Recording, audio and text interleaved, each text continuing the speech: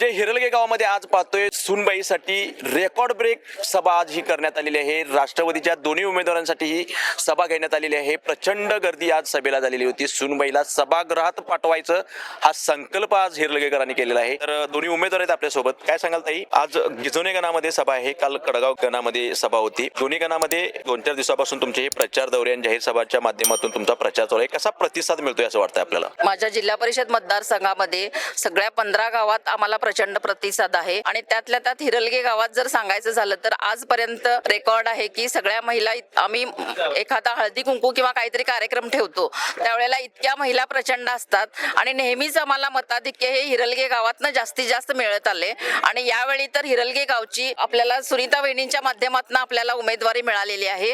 त्यामुळे तर जास्तच मतदान आम्हाला पडेल अशी आम्हाला अपेक्षा आहे आणि ते देतीलच। गिजोने गणामध्ये मुश्रीफ साहेबांच्या माध्यमातून किंवा सतीश पाटलांच्या माध्यमातून काय काय विकास कामं झालेत आणि त्याची परतफेड जनता आहे किंवा सुज्ञ मतदार आहे ती मतातून करतील का?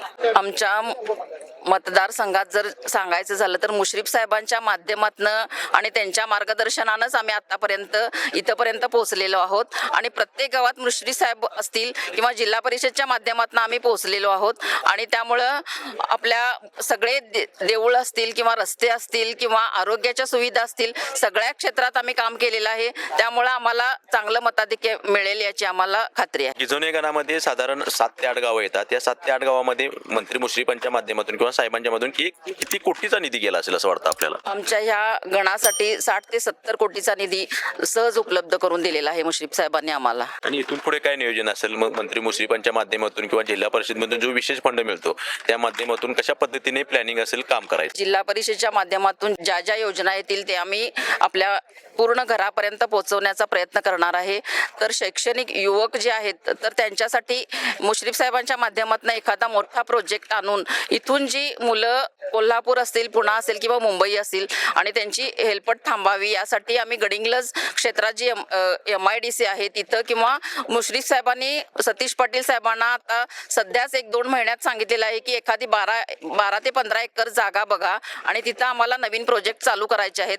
तर अशा माध्यमातून मोठे प्रोजेक्ट आणून आम्ही मुलांच्यासाठी रोजगार कसा उपलब्ध होईल यासाठी आम्ही युवकांच्यासाठी काम करणार आहे। रोजगार उपलब्ध झाला तर किती युवकांना रोजगार मिळेल असं वाटतं आपल्याला? 700 ते 800 मुलं सहज उपलब्ध करू शकतात आणि त्यांची कुटुंब त्यावर चालू शकतील। शैलजाताई ज्या आहेत ह्या मोठं व्हिजन घेऊन या मतदारसंघामध्ये निवडणुकीला सामोरं जात असताना युवकांना रोजगार मिळवून देण्यासाठी त्यांनी कंबर कसलेली आहे। मंत्री मुश्रीफांच्या माध्यमातून त्यांनी एक मोठा प्रोजेक्ट आणण्याचा संकल्प केलेला आहे। 600 ते 700 जणांना इथे रोजगार मिळणार आहे। काय सांगाल सुनीताताई, तुमच्यासाठी सभा होती, तुमच्यासाठी अख्खं गाव एकवटलेलं आहे, तालुक्यात चर्चा आहे, सुनबाई सभागृहात पाठवायचा निश्चय झालाय। आमच्या सरपंच साहेबांच्या ह्या केलेल्या कामाची एक पोचपावती म्हटलं तरी चालेल। एवढी लोक आली होती एवढी की मला त्याचा एक असं वाटतं की बाबा अभिमान वाटतोय की आतापर्यंत ह्या 10 वर्ष सरपंच म्हणून काम केले साहेबांनी व 5 वर्ष सदस्य म्हणून ह्या कामाची पोचपावती ह्या सभेमार्फत मला मिळाली अशी मला वाटतं। आणि मुश्रीफ साहेबांच्या माध्यमातून ताई आणि मी आता जवळजवळ गिजवणे गणातून त्यांना 15 गाव आहेत, मला 7 गाव आहेत, पण आमची आता 4 गावं झाली। जिथे जिथे आम्ही गेलो तिथं सर्व महिला असो आणि म्हातारी माणसे असो त्यांनी आम्हाला मुश्रीफ साहेबांच्या माध्यमातून घरोघरी प्रत्येकांना मुश्रीफ साहेबांच्या मार्फत कामं केलेली सगळी दिसली।